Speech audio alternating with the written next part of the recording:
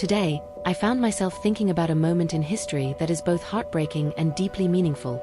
The story of the innocent children in Bethlehem, whose lives were taken because of one man's fear and obsession with power.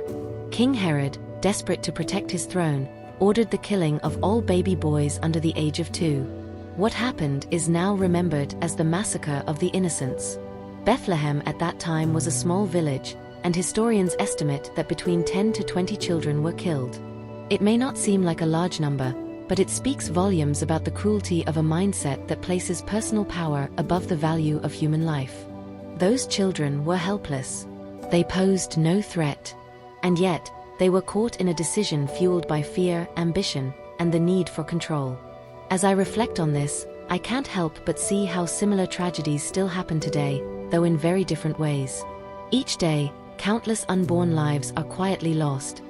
Lives that never even get the chance to cry, breathe, or be held. And while the reasons may be different from those in Herod's time, fear still plays a role. So do pressure, shame, and the loneliness that often surrounds difficult decisions.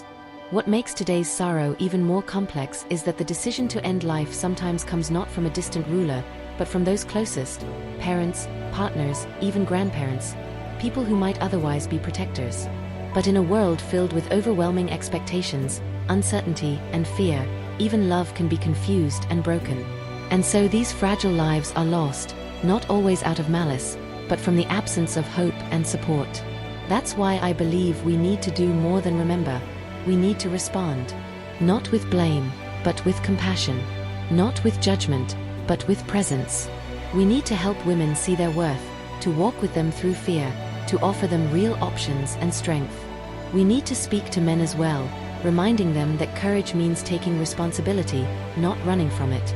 And we all need to create a space where people no longer feel ashamed to ask for help or to speak honestly about their struggles. Life, even at its smallest and most vulnerable, is sacred. It deserves our protection, not just in memory, but in practice. As I remember those little ones of Bethlehem, I also think about the lives around us today that are waiting for someone to stand up for them. May we become that someone. Because life is the greatest gift we've ever been given. And every life, no matter how tiny, hidden, or fragile, is worth the fight.